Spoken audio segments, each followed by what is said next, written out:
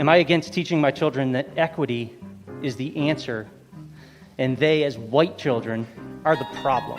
Absolutely.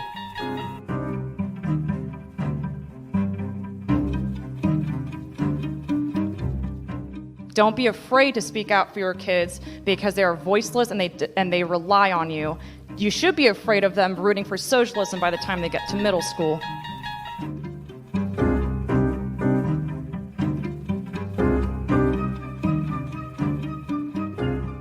We work to mold the next generation of well-rounded American patriots, so don't give up because it is up to us. Students, you are on the front lines of these indoctrination camps. Even the title of the latest Equity Progress Report screams your buffoonery. A path forward together. A path towards what? Your definition of social justice? And a path forward together? Really? We could not be a community more divided. I want you to all know in no uncertain terms that I will do everything I possibly can to fight to the bitter end until you prove to me that you are not teaching my children that they are racist just because they're white.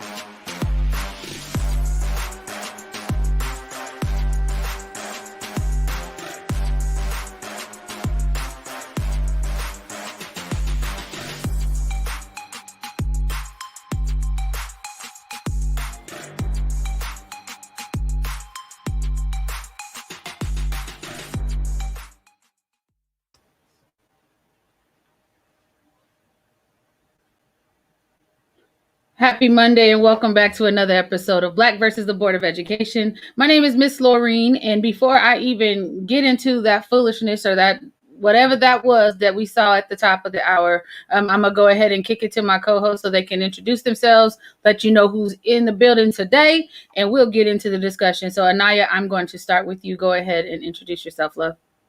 Hi everyone, my name is Anaya. I'm 16 years old and I'll be going to my junior year of high school. Junior year of high school. Let's get it. Lex, go ahead and introduce yourself, please. Okay, while we waiting for Lex, go ahead, Melissa and Miss Tawana. Hi, everyone. My name is Lex. I'm 17 years old and a graduated senior from El Camino High School. Woo, woo. That's what I'm talking about. Pay attention, though. Pay attention. We need you to be on task. Stay on task, Lex. I'm going to kick it to Tawana and Melissa. Go ahead and introduce yourselves, please. Hi, guys. My name is Melissa, and I am a 14-year-old incoming sophomore. My name is Tawana, and I am Melissa's mom, and I am a 48-year-old dedicated mother. Okay, we love those, too. We got to have those. Without you, we don't get her. And she's just as well-rounded as she want to be, so we're excited about that. So we're going to, I don't have any stories aside from what you sent in the chat, Melissa, the little 9-year-old talking about she wants the BLM posters off her school walls because, I don't know why she said because what, Melissa? Because it was, so the school before had said no politics should be discussed at school just because of differences. So she considered BLM politics, which it's not. So she was saying if it's politics, that should also be down. But when they say it's politics, why is Black Lives Matter the same? So political, do you think? Mama, I'm gonna kick it to you, Mama. Why do you think it's so political? Well, we know that it's, at its essence, it's really not. I think that there is a whole group of people that are throwing it in the political arena to try and justify them seeing it as something that they shouldn't support, just like they wouldn't support something that is not of their belief, as far as if they were Republicans or Democrats or whatever. But it's definitely not political, but people can throw it in there to try and use it as an excuse. That's really all. Anaya, do you think BLM is political? No, it's not political. It's just human rights. And I don't think having rights as a human or being entitled to keeping your life is a political thing. Because, it's funny because there's a lot of, this is going around a lot of school districts, and it's going to kind of segue into what we'll be talking about today. But they use it as an excuse to be inactive, right? They use it as an excuse to say, well, I mean, we can't say Black Lives Matter because everybody's life matter. Well, if Black Lives Matter, everybody's life would matter, wouldn't it?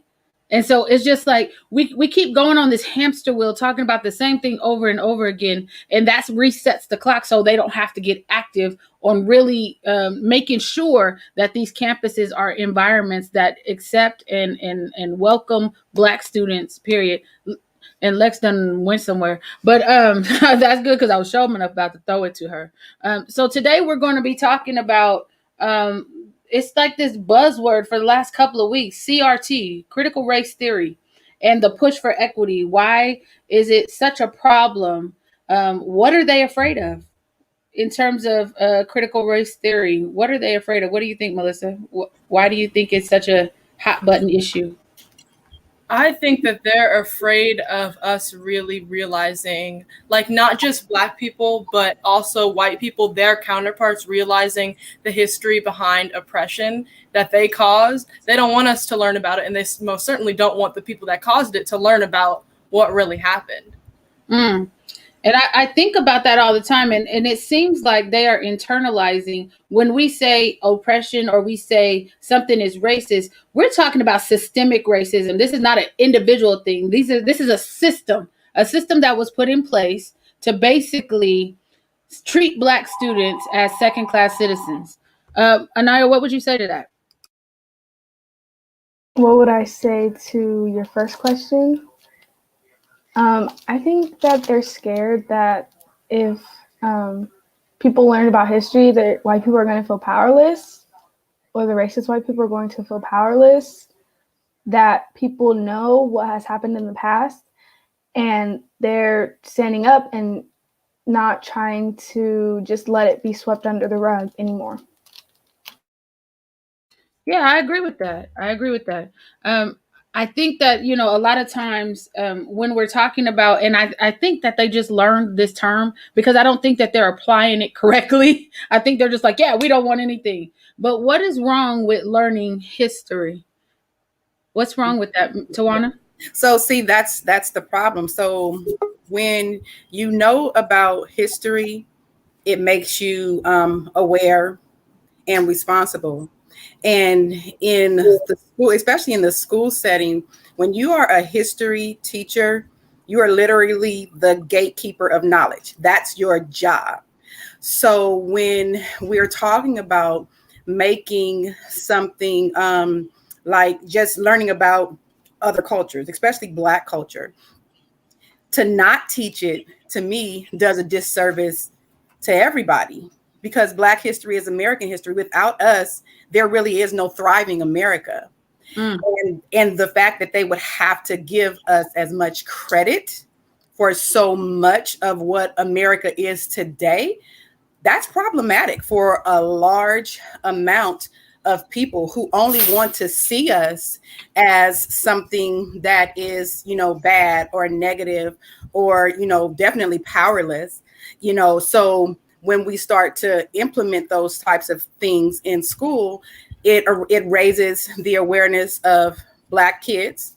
It allows them to really fully understand just how powerful they are, how fearless they really should be, and how they should actually move through this world that has unfortunately been designed to keep them oppressed and to keep them stagnant or not moving forward at all. So there's so many dimensions as to why there's fear from, a lot of other people not wanting us to really get our just due. Because if we wake up and really have the knowledge of who we are and where we came from and what we've actually done and what we are actually capable of, they better watch out. And that's their biggest fear. So I'm just curious to my students, had you guys ever heard the term critical race theory before the last couple of weeks? No. And why do you think that is? You can't even come up with that. You're just shaking your head. So, and it's so crazy to me that they are actually using their elected positions where they're supposed to represent the constituency, which includes people who look like us, and using those positions to enact laws that further keep Black kids, folks tethered to the bottom. So I'm just trying to figure out really, why now? What do you think? What do you think is the reason that it's actually coming up right now? Do you know the other top hot button topic there is right now? Juneteenth. Juneteenth, yes, but it's another one that has some financial implications. Is it reparations? Reparations. So as soon as they have to keep these different things. It's like a diversion tactics so that we don't focus on what it is. So they're like, okay, we'll give you Juneteenth because we could do a holiday, cool. But we're not going to talk about the thing that would make you whole as a people. We're not going to talk about the thing that would, take away that racial wealth gap. You know what I mean? And when you take away the racial wealth gap for our community, that really kind of puts us and catapults us to where we were supposed to be. We were not supposed to be the legs to the table that everybody stands on to get ahead. How do we build the country and remain at the bottom of it as if we've contributed nothing? All the negative press is about our kids. All of the disciplinary tactics that they use in these campuses are directed at our kids. So I'm just trying to figure out why they don't want to tell the truth of that. And then now with that, there's whatever played at the top of the hour, they're bringing in the push for equity. And that has been a hot button or a buzzword for the last couple of years, especially where we're at here in Elk Grove. This equity plan, this equity lens, this Arbinger mindset training, this what's that? PBIS, positive behavioral intervention solutions. All that crap is on the table, and our kids remain at the bottom of every statistical category except discipline. So when we're talking about the push for equity, somebody has to admit that there's a problem somewhere. So what other problems do you guys see? I mean, you guys are the ones on the campuses. I'm on the outside looking in. What problems are you seeing that you think your administration needs to address in order for them to advance their so-called equity plan? What type of things do you think they need to put on the table? Anaya, go ahead. Well, first, I think it starts with who is teaching the students. So if the district allows these teachers to come in who are racist and have prejudice against students, against Black students, and then continue to keep the teachers there, there's not going to be a push forward. Nothing is going to change. No matter how much training those teachers get, they're still going to have the mindset that a racist mindset that they have. And I tell your teachers and your administrators all the time, it has nothing to do with the mindset. It's a heart issue. If I don't truly believe that these students, one, are human beings, two, they are worthy of my time and attention, I'm going to treat them as if I'm tired and I don't want to be around them. And what they have allowed to happen is, like you said, they keep the same teachers in place no matter how ineffective that they are.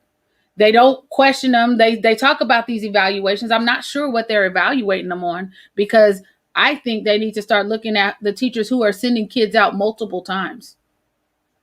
And we need to figure out what the problem is. Would you say that, Alex? Do you think that we need to start to assess the teachers and their impacts positively on all students, not just the students that they like?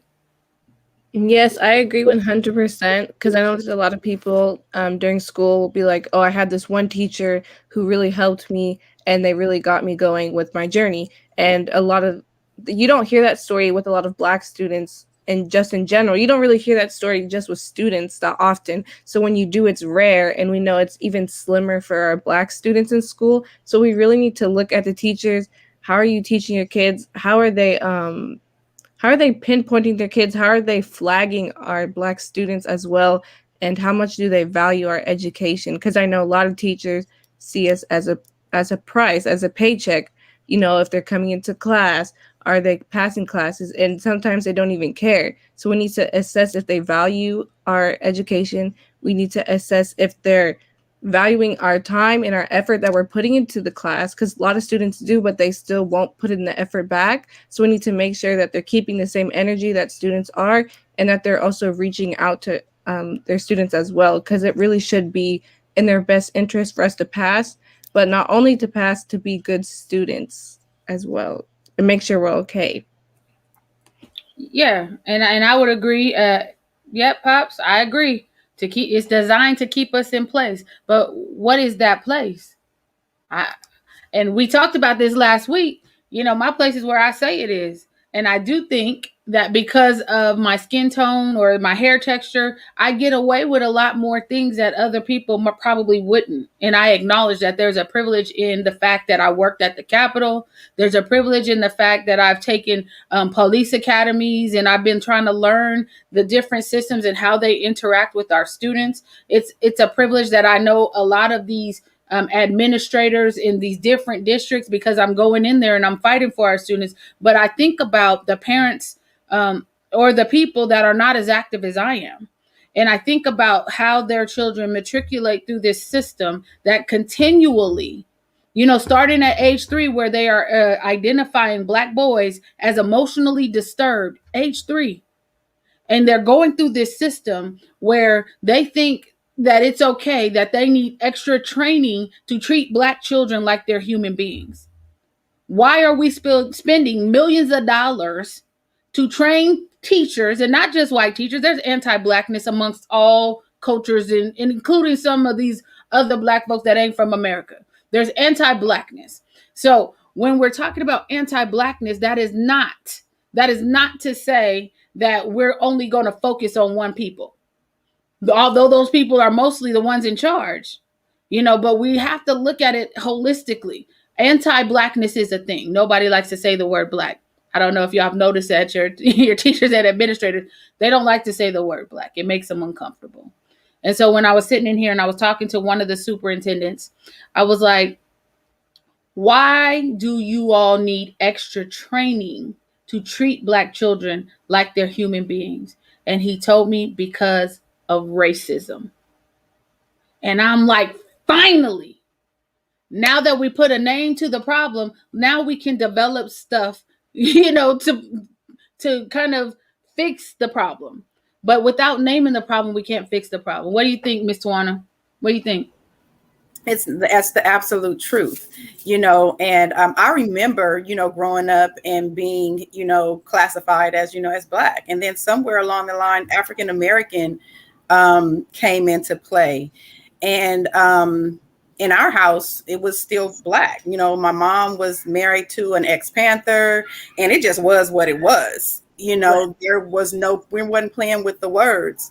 But I started to see more, where Black was fading to the back and African American was being used more. And I know that's because it makes other people more comfortable, Political correctness. to say that, because it's, they're being politically correct, but there is this fear, of, Black power being a thing.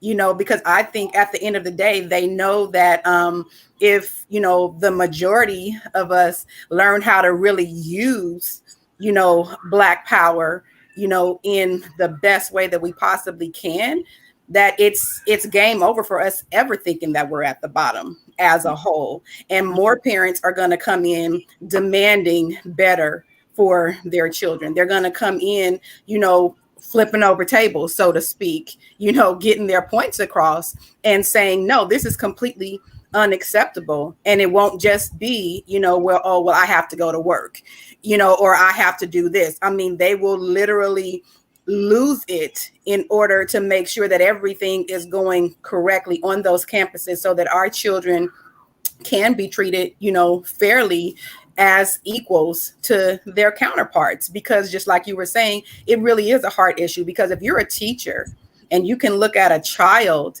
and see anything but a child who needs to learn and be treated as a human being, there's a huge, huge problem. And it has to start with the heart. And like, the first person finally acknowledged racism and dealing with that, and knowing that if you don't deal with that, anything else you put in place is literally a waste of time and resources that could be being used for something else. Facts. Anaya, do you agree with that?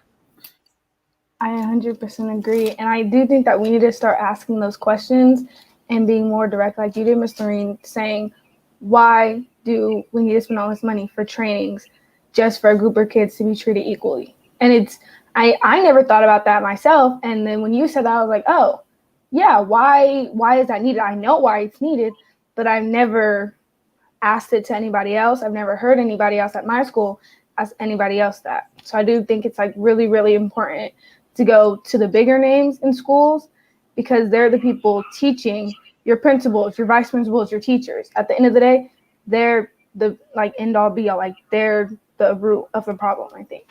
The root of the problem. Now, I love that you put that in there, because the root, you stop stuff at the root. That poison can't grow. So getting to the root of the problem is really where we have to start. The other thing that when you were saying that and you said you had never thought about it, I don't think they ever thought about it either. I don't think they ever thought somebody would come in and start just asking those type of questions. I'm also one of the ones, like, I don't identify as African American. And I'll tell you why. I believe that I'm from somewhere. I'm not from a whole continent, though. What country are you associating me with? And then we can go from there. I don't want to be known as a continent and a country, African American. Like, I don't want to do that. I prefer Black. And I tell these teachers that, or these administrators that all the time. I know here in Elk Grove, they try to rename Black History Month African American History Month. That might not be a big thing to somebody else, but it's a big thing for me. And if I'm looking at, like you said, Ms. Tawana, you said that it used to be Black, then it went to African American. My grandma, her parents were known as mulattoes. Then they became Negro. Then they became Black. Then they became African American. I don't have a race on my birth certificate. I looked. And I'm like, wait a minute, why? Why don't I have one? And then when you start to do your family lineage and stuff, and I know I'm probably going to the left side, but let me just bring it back real quick. I started to do my family lineage, and something that I noticed, my great grandmother, her name was spelled several different ways. So you're talking about a people whose families were broken up, and now we're trying to put the pieces back together. I don't think anybody else is doing that. And then I had to look on several different census documents to find this lady that I've never met. And ironically, she looks just like my mom. And I'm just like, whoa. And then to find all her children and try to connect the dots to their children. Nobody knows what it's like to be a people without a land per se, and to be trying to find the pieces of yourself. But we expect our children to go on these campuses and be seen as whole individuals. And we're pieces of folk trying to pull it together. And when I get really angry, because then we can't get specificity. The reason we don't get specificity is because we want to include everybody in our struggle. Everybody don't have our struggle. And we need to be clear about that. That's why you will never hear me say Black and brown. You will never hear me say people of color. You will never hear me say minorities. You will never hear me say none of that, because they're not at the table talking about me. So I'm going to talk about me. And I'm going to talk about these kids that I serve. And I'm going to call your attention to every problem that I see permeating from your system. And I'm going to get you to knock it off. And not only am I coming, I'm bringing these kids with me and their parents with me. And we're going to hold your feet to the fire, because it's unacceptable. And you're not going to use buzzwords like equity and not put any directed resources on the table to funnel into this group of students that you have under-resourced for decades. It's unacceptable. You're not going to run equity departments without people who look like me. And sometimes some of them jokers is a problem too. And we talked about that last week. But it's so important. And I want y'all to weigh in, Lex and Anaya and Melissa. It's so important that y'all understand that specificity is how you need to advocate moving forward. Do you understand why I say you have to be specific in your asks? Melissa, do you understand why? And can you explain it to people? And then Lex, I want you to come after Melissa. Yeah, you have to be specific with your words, because how are you going to try and treat Black and brown issues? There aren't Black and brown issues. There's Black issues, and there's people who are brown. They're their issues. You can't put them together, because no one's issues are going to get fixed, or the brown issues are going to get fixed, but you have to split it up in order to fix everybody's issues. And when we're grouped together with other groups, we're always pushed to the back. Everyone else's issues get when we're in a group and lumped together with another group of people, their issues always get fixed first and we're pushed to the back. So you have to be specific and focus on one group of people, the group of people that has been oppressed the longest, that built the country for you, and then we're pushed to the back. No, you have to be specific and focus on one group of people in order to get that fixed. Yeah. Lex? Melissa took the words right out of my mouth, but every time we're not specific about something or we choose our words not so wisely, they'll be like, okay, you're talking about this. Let me put 2 and 2 together, and I'm going to do the bare minimum so you guys will seem like you're happy, or we're going to do the least that we can do to pass it as we're solving your problems when really all we did was touch the tip of the iceberg. So if we're not saying, hey, look at this, we have this problem right here, and this is only our problem and it needs to be solved, they're going to lump us together or group us together so they can do the bare minimum so it can get passed. And that's not, quite frankly, that's not what we need. And they've been doing it for hundreds of years. And so if we're not saying this is exactly what I need, they're not going to do exactly what it is that we're asking, because we've seen that happen hundreds of times. Yeah. Anaya? I 100% agree with Lex and Melissa. And to add on, it's like if we group everybody together, people are going to find loopholes and say, oh, I did this. This is what you asked for. Why are you still asking for this? I thought I did what you asked me to do. For example, just like the anti-hate bill, the anti-Asian hate bill, people would say, oh, for minorities. No. Lynching is still legal. It's not illegal. And it's been going on for years. How long has the Asian hate been going on? A year? They say Less since than a year? coronavirus. Yeah. So it's frustrating. It's just so frustrating when people are like black and brown people, clump them together. What about us? What about us black people? Because we're not the same as them. They don't go through the same stuff as us. Yeah, sure, things happen to them as well. I'm not trying to say that nothing happens to them. I acknowledge that things happen to those people as well. But at the end of the day, you can't sit here and fight for other people when nobody's fighting for you. You can't push yourself down and try to go fight for other people. Yeah, and I think it's that analogy of you're rowing a boat and people are poking holes, right? You're not going anywhere if people are poking holes in your boat as you're trying to progress. And that's why I really advocate for specificity. What I've seen in these school districts is they take the Black students' statistics and they attribute them to Black and brown.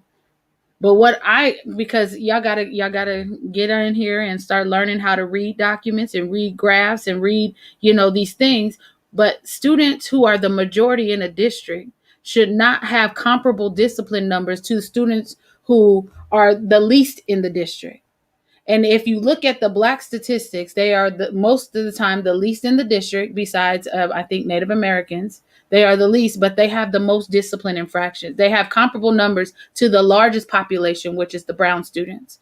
And not only that, they have comparable numbers, but they are suspended more days than the largest group in the district. That is not disproportionate. And so we get into these words, these semantics with these districts. If they are the largest group, they should have more infractions than one of the smaller groups in the district.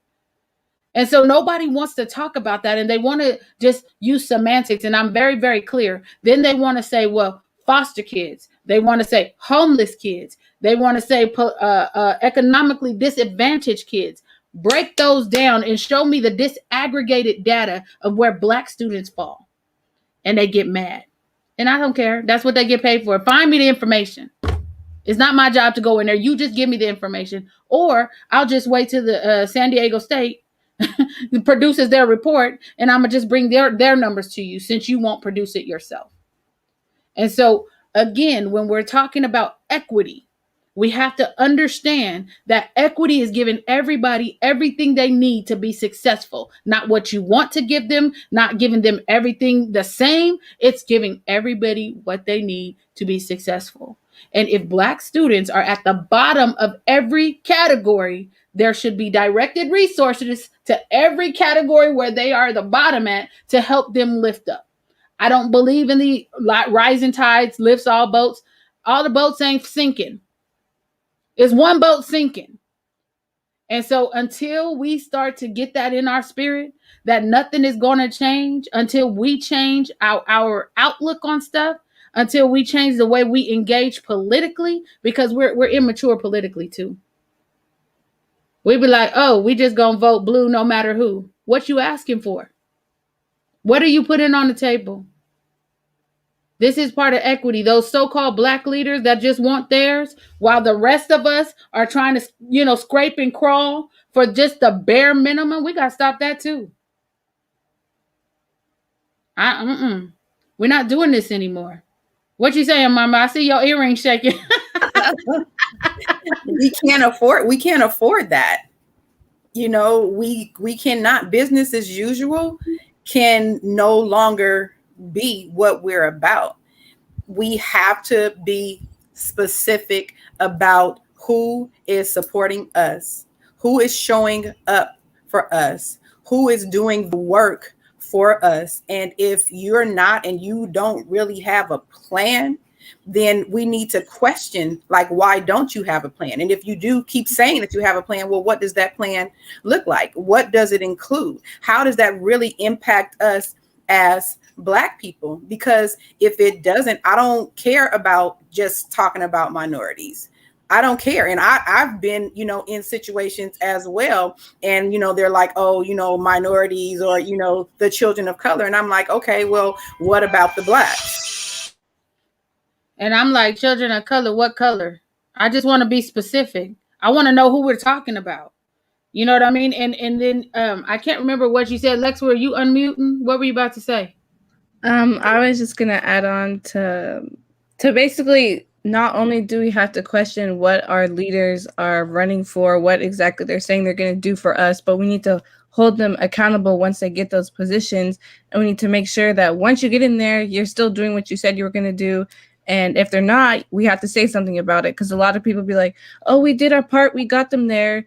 Like, no, we still have to ride their backs and make sure that once they're there, they're doing what they said they were going to do. So we need to not just root for them once they get there, but we also need to make sure we're still there throughout the journey, because we've seen that a lot of times we get someone in that position that they need to be in, and then they're like, oh, I'm here and I'm going to do what I want to do now. Everything I promised. Yeah. We need to make sure you said you're going to be here to do this. We're making sure you're going to do that. Otherwise, you're going to get out, because that's not what we can't do that anymore. We can't afford that anymore.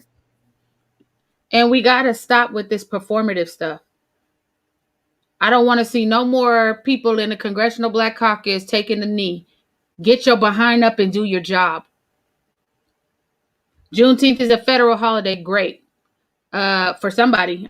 Somebody might be happy about that. But what about the anti-lynching bill? Can we get that passed? Yeah. How about the George Floyd, the bill, the anti-chokehold bill? I mean, there's so many things that they can be doing with the power that they have in their possession, and they're taking photo ops. We need to stop that too. Ms. Harris, your VP, said, I'm not going to do anything specifically for Black people. And Black people rushed to the polls to vote her Black selfie in there. Blackish self in there. Mixed-ish self. I don't know. They went flocking to the polls like little robots. Didn't ask for nothing. Didn't have the nerve to say, well, we're going to hold them accountable after we get them in there. What kind of politics is that? That's not how it works. No other group does that. Why are we settling for crumbs? I don't want to see no more kente cloth on Capitol Hill when they can't freaking convict these people that bum rush the Capitol and put them in jail or prison. I don't want to see no more kente cloth. Right. I don't want to see it. I'm tired of them. I'm tired of all of them. They can all go. And we're sitting over here and we're happy for the bare minimum. And it's like this trickle down effect. I can't tell you how many Black parents I see at the school board meetings when they were open, unless their child was going through something. We only show up when something is happening. We have to get politically mature in that way. And we got to, when they say they have an equity plan, if they don't have a plan, doggone it, present one to them. Because they don't know. And as long as we're waiting for them to fix it for us, we're going to be waiting. Nobody can fix this for our children because nobody is invested in our children like we should be. And that's my problem with the education system. Go ahead. Who's unmuting, Ms. Tawana? That was me. I wanted to add something that you said earlier about equity and how our students are always at the bottom. And something I've noticed is that when during this push for equity, it's talking about learning loss and how now that all students, we've been at home for a year and a half, so all students are experiencing learning loss. Well, what about the Black students who went to underprivileged schools, who couldn't afford to get into better schools, who've experienced learning loss through their whole life? And now you're trying to cater to everybody, but there's still students who are far behind the white students who are just now experiencing learning loss, yet they have a personal tutor. So no one's experiencing it in the way that we are now and always have been. So it's like when it affects their students and their people, then they start to care, but they never care when it's just us. And it's always been just us. Yeah. And I also think that they were afraid of them parents actually getting them lawsuits off the ground. A lot of times, our people will work with people and we'll try to talk it out. We'll try to come to an amicable solution. Other parents don't do that. They just bring the lawyer. They give you a letter intent to sue. The bottom side of that is once you present the district with that letter, they stop talking to you. So we can't afford to do that because as long as our kids are on those campuses, we need the lines of communications to be open. So we can't afford that, right? And so I just think that we've allowed them to basically be non-active, and then we push back when it actually enters our home and affects our child. It has a negative effect, but you don't know, and you're not asking your kid, how are you doing daily? Like, I know that, nothing has happened where I've been called to your school, but is something going on that you want to share? Is somebody saying something to you? Is somebody making you feel uncomfortable? Is your teacher cooperating? Is your principal, do you know who your principal is? Have they introduced themselves? Like just the basic questions, because a lot of times our kids are just existing in these spaces. And equity means that you know that something is unequal somewhere. So you have to notice that if these kids have never been resourced, if you don't have any dedicated resource, I can tell you about English as a second language. I can tell you about refugee kids. I can tell you about the Native American kids and the grants that they get for them. I could tell you about LGBTQ kids and the grants they get for them. But when it comes to Black students, everybody plays dumb. And I'm ticked off about that. You can find money for everybody else except for the kids who have been at the bottom of every category. I feel like some of that kind of bleeds into if we give them grants, if we give them scholarships, it's obviously for a reason. And I think that reason is them recognizing our struggle and the things we go through every day. So I feel like by them denying us scholarships, like not putting those programs into schools and things like that, is them not acknowledging or playing dumb, like you said, that we do struggle. We're going through these things every day. You guys don't value our education. You're obviously not trying to get us places in school. So by them not providing these extra things, it's them being like, oh, what are you talking about? They must be doing great. We don't have scholarships or grants or all these extra things like we do for our other kids. They must be doing fine. Mm-hmm. But y'all outfit their athletic teams, though. They make money off your backs, though. And then they send you to college and they continue to make money off your backs, though. They say they're going to give you a scholarship, but what does that really mean when we're giving kids scholarships and they don't have enough money to eat? I mean, like, we got to talk about it. The whole system. We have to talk about it because they treat certain kids special while the football season, the basketball season, the track season is in. And then when those seasons are not in, they are punitive to them. And then they matriculate them through a system where people, mostly white people, make money off their Black bodies. What does that sound like? Slavery to me. Come on. So we have to be clear what we're seeing. I don't want them to just cheer on the athletes, because have you prepared them to go to the next step academically? Or are you just going to put them in Swahili just to give them a passing class so that they can continue to break their bodies for your benefit? They don't care. I just got because I mean, one of my friends, he plays football for our school, and our school took him out of one of the classes he needed to graduate and put him in a 6-period PE class. So he was taking 2 PE classes, one for football and one for school, when he doesn't have enough time in his schedule so he can graduate on time. And I'm like, why are you doing this? You're not going to be able to graduate because you're supposed to only have 2 years of PE, freshman, sophomore year, but they're putting him in this extra class for his junior and senior year. And I'm like, when are you going to have time to take your required courses? You're going to have to do summer school or something if you want to graduate this year, because you're not going to be able to. So why are you letting them put you in these classes? If football is only a few months, why are you taking this class for the entire year? That's a great question. Who allowed that to happen? Where were his parents? Where was his guidance counselor? Who allowed that to happen?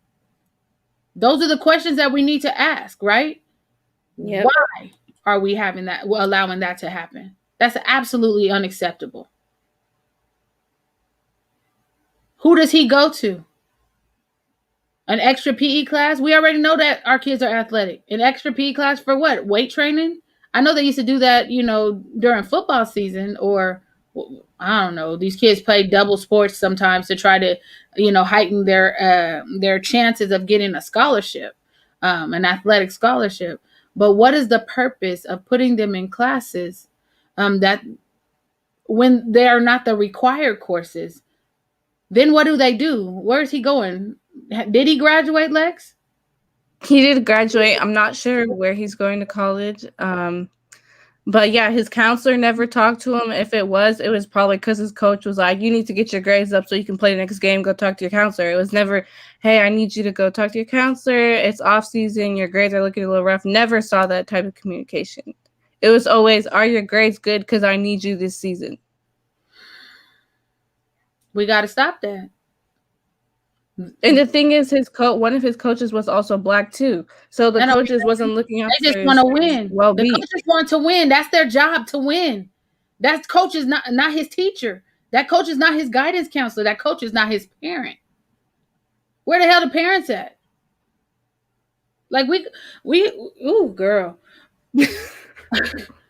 Like I just get so agitated because this is the type of thing that we continue to see, where our kids are being funneled into classes they don't need so that they don't have the requirements to get to the next level, while these high schools are just trying to win and make money off of them too. Like it's insane. And I apologize to him. I wish he was involved with our program, because we would have been over there trying to make sure he had what he needed to be successful. Success in high school is graduating in 4 years with a diploma. That's success. In case anybody was listening and don't know. He shouldn't have been in 2 PE classes. And nobody should have allowed that. I know everybody senior year, they want the easy classes. They don't want to do much. Senioritis kicks in and all these different things keep going. But now what? Where's the equity in that? Maybe there isn't any. Maybe I'm tripping. I don't know. For the parents that are watching, and the ones who still have children in high school, keep up on their A through G requirements. Make sure they're taking what they need. If you need help, give us a call. Here, we have people on staff that will help you. We will help you. You don't have to just call us when you have an issue. Call us if you need help navigating this system. Our GOAT program is fantastic. We had about 8 young people receive scholarships over the weekend. Shout out to everyone who came and spent time with us at our celebration weekend. We have to do it for our children ourselves, because leaving it to these people who will use them, abuse them, and discard them is no longer an option. It's no longer an option. We got to get in the game. And I'm just ticked off. I don't know why my blood pressure just went up like 29. She told me the baby didn't graduate. And I hope it's not nobody I know, because I see a lot of children. And I know a couple of your friends, Lex. It better not be the person that I think you're talking about, because we really going to have an issue, because it's just unacceptable. We will review your transcripts to get to the level that you want to be to achieve your goals. It's so crazy. And I want y'all to weigh in eventually, because I know I'm talking a lot today because I'm mad. Yesterday, we were at one of our mentors' houses, and one of our mentees from the BGSN program, she told us that the guidance counselor just kind of dissuaded her from applying to colleges that expected more rigor of students. And so she says, oh, I think you should apply to these schools because I know you can get into them. But the schools that she should have applied to, that she also got into, the guidance counselor wouldn't send her transcripts. The guidance counselor kept saying, where did all these other colleges come from? These aren't the colleges that we discussed. Like, where do they do that at? Like, I'm so confused. And I said, well, who is the guidance counselor? Because we're going to send a letter to let her know we are aware of her shenanigans and she needs to knock it off. It's down there by you, T. It's down there by you. So we're going to have to get involved. And I'm being told it's a sister in there that did that. Wouldn't send her transcripts. Wouldn't send her transcripts. And she had to call her over and over again. The school, the counseling team from the college was saying, we didn't get your transcripts. Have your counselor send them. She got them on 3-way. And she says, I'm sending it right now. Never sent her transcripts. And that's out of the 15 colleges she applied to, that's the only one she didn't get into, because she couldn't get the transcripts from the office and they wouldn't accept them from her. It's all disgusting. I'm just at a loss. That's completely unacceptable, because as a guidance counselor, what kind of guidance are you really giving to a child when you're basically out of your mouth telling them that I'm going to guide you towards, not necessarily mediocrity, but definitely not towards you being able to catapult yourself beyond the stars, which is what you're supposed to be doing. Because if you have a child that has a GPA that can get them into as many colleges as this child was able to get into, what are you doing discouraging them from doing it? Anything at all? Heads need to roll, because that's crazy and completely unacceptable. And my heart breaks. And even though it's just one college, it doesn't matter. You don't shatter a child in any way when you see that they're on a path towards greatness. You follow that up with all the support and all the guidance that you can give them, not just because it's your job, because it is the right thing to do, period. This is ridiculous. That's horrible. And I just sat there and I'm like, and you could tell it hurt her because that person looked like her. So that ain't no guidance counselor. That's a gatekeeper. You know what I mean? And there are certain people that they put in positions that look like you, that to keep you out of certain places. And so I'm actually very, very upset about that, because as that young lady was telling me that last night, and I'm like, why you didn't tell us earlier? We could have intervened earlier. Y'all don't be afraid to call on your parent, your mentors, me. Don't be afraid to reach out, because if there's a trajectory you're trying to get to and you got an adult standing in your way, allow us to bulldoze them for you. Allow us to do that. I'll do it gladly, because it's unacceptable. And she was so disappointed because she felt she had did everything she was supposed to do. And that lady kept her out of that college. And it's unacceptable. And so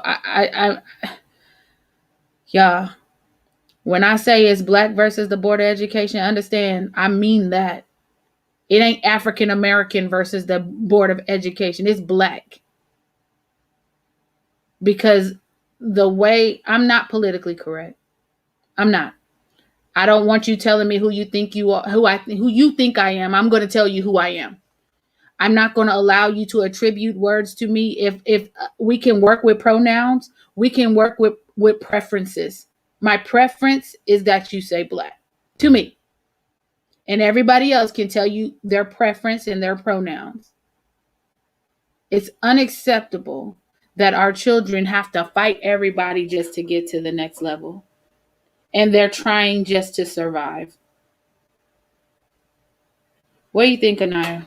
Because I'm mad. I'm just like, I don't even know, just like irritated. I'm sad. The guidance counselor, she needs to be fired because that, like Ms. Swan said, that's unacceptable. Why did she still have that job if she kept a child out of college? But that's just one that we know about. How many others did she do it to? Right. This is what we have to start asking, because it's not just a one-off. I don't believe in that. I believe that there is so much going on with these guidance counselors, and they're making decisions that we're unaware of, and it's negatively impacting our kids. And somebody has to call them out. And so now I'm on a crusade. What are you going to say, Lex? I just wanted to say that I've never talked to my school counselors because I stayed away from them my entire high school career. I always went to my AVID teacher, which is a college prep class. So every time we'd have to choose our counselors, our counselors would come in and they'd be like, these are the classes we suggest you take. These are what you need to graduate. I'd be like, that's funny. I'm not going to you. I'd go talk to my AVID teacher. She's like, this is what track you're on. If you want to get in a 4-year school, these are the classes you should probably take. So I never, ever went to my counselor for anything. And I had switched my counselor 3 times because there was a few times I did go to my counselor before I went to my teacher. But ever since I switched counselors more than 2 times, I was like, this is not okay. This is not happening. You're just not here for me. I'm going to go to someone who actually is, which was my AVID teacher, even though that is an elective class. So there's a lot of students that don't have that type of teacher in their lives, which is why, like Ms. Marcia said, the GO program is important. We can get you the things that you need, the items, the resources, your transcripts, your resumes, everything, your college portfolio, so you can go and do these things. It's really important, and I've never trusted my school counselors from the get-go. And Mr. Joel Boyd says school counselors have too much power and influence over our children's futures. And that is absolutely correct. And a lot of them are anti-Black, and we have to say that. Don't matter if they look like us. The fact that they employ people who make it their business to be extra punitive or traumatize our kids by not doing the basics, which is emailing a damn transcript. Like, come on now. There's no excuse for that. So that's why here at BYOP, we have our own programs that we offer to the community to make sure that our students are getting what they need to be successful.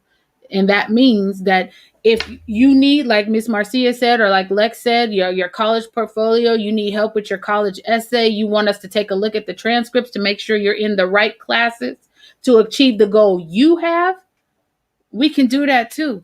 And we can also come in and advocate. We do that too, because we cannot continue to just subject our children to people who don't give a damn. We're not doing it anymore.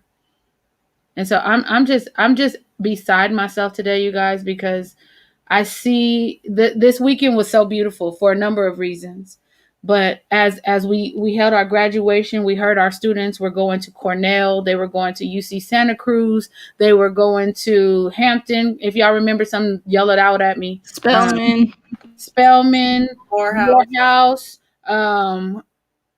I can't even remember, but they're going to, we have kids already in Howard University. We have kids over in Northern Arizona State University. We have kids going to UCLA, to Berkeley. One of our co-GOAT mentees or mentors now, because she's in Berkeley, she's helped 16 kids get into universities this year. And so when we're talking about doing things for ourselves, We doing it because we have to. And it's time consuming. And our heart breaks when we hear of these stories where we didn't get to enough kids. And I'm like, I could have done more.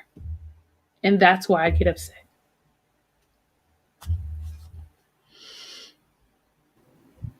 It it was a very beautiful weekend, one that I wish could be duplicated all across this country. Yeah. And I cannot wait to see, what happens next and where we go. Because what I do know and what I am absolutely 100% certain of is that if we do not take care of our own, nobody else will feel compelled to do it. I don't care what initiatives they put in place. I don't care what, laws get passed. There's always going to be somebody else that's going to come back and going to try and combat it and abolish it and take it away. So we have to really have the mentality of being your brother and your sister's keeper.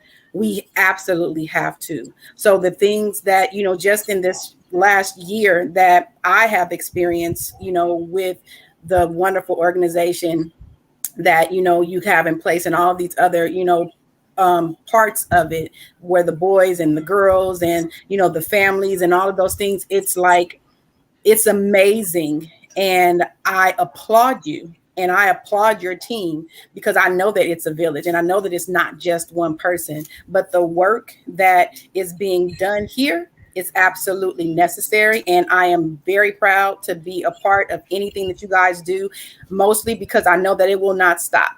I know that it will be a continuum that will go on until every child who's crossed the path here gets exactly what it is that they need. So much respect to all of you guys. Melissa, go ahead and follow your mom. Tell us about this weekend. And we got about 3 minutes. I want each one of you to say one thing that stuck out about this weekend that you that will forever resonate with you. One of the things. I think seeing all of my friends walk across the stage and, getting what they deserve, because, other schools weren't going to do that. They couldn't even have a graduation. So the fact that we got to do that and highlight their Black excellence was amazing, and then we got to do class of 2020 who didn't get a graduation last year, so I just think it's awesome that we got to highlight not just their accomplishments as students, but as people as well, and what they've been able to accomplish through BYLP and what they will be able to do in the future. Yeah. Anaya, one thing that stuck out to you. One thing that stuck out to me is how everybody was encouraging everybody else and telling them how great they were. And every time somebody's name got called, we would hear the woos and the yays like 3 different times before they even reached the end of the stage for graduation. That's what's up. Lex, you were a participant. So something that stuck out to you. Something that definitely stuck out was just the unconditional love and encouragement from everyone. It was a judgment-free zone. I did have a graduation for my school. Actually, I had 2. And this one we had this weekend just felt different. I felt like I was with my family, and it was just a great feeling. It's one thing to walk across a stage at my school, but walking across the stage with my BYLP family was just a crazy different feeling. And it was just something that I loved being around. I'm going to miss it. What you mean you're going to miss it? You ain't going nowhere. Anyway, we're not even talking to Lex. We done with Lex. Lex, go on mute. Hush.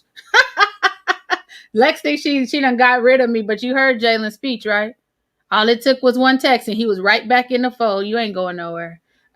So with that, we have like a minute before we wrap up. I wanted to just let everybody know that Celebration Weekend was probably everything that I didn't think it would be. And I say that because I didn't expect to be so emotional. I didn't expect to be able to provide $8,000 in scholarships. I didn't expect to be able to put myself together so we could play them games that we ended up playing, the culture tags. And we played a game called Generations where Jada's daddy just cut up. It was just one of those experiences. And you're right, Lex, it felt like family. And that's what we aim to do. And we will do it again next year. So make sure you're in the building for that. So with that, Like, share the podcast, BVBOE6 on Instagram. We are on Spotify and Apple Podcasts, so make sure you leave us a review. Our last episode of the season is next week, so make sure you tune in for that. We're going to just do a recap of everything we've been through. And we're going to hear about where our seniors are heading off to and what they plan to do next. So make sure you tune in. I am Miss Laureen with the captain of the ship, and these are my co-hosts. And Anaya will be joining us full-time next season, and Melissa will be back. We're going to put Lex on a different podcast because she ain't going to be in high school anymore, but it's all good. We can do that too. So with that, we're going to hit y'all with the wave. Marcia said Black Grad was lit. Yep. He got closure. That's what we're trying to do. We're trying to give our kids closure. We don't need nobody traumatized. We want them whole individuals where he go to the real HU, Howard University, for his sophomore year. So with that, we're going to hit you with that wave. See you next Monday, 4:00 right here. Same bat time, same bat channel, live from wherever we at.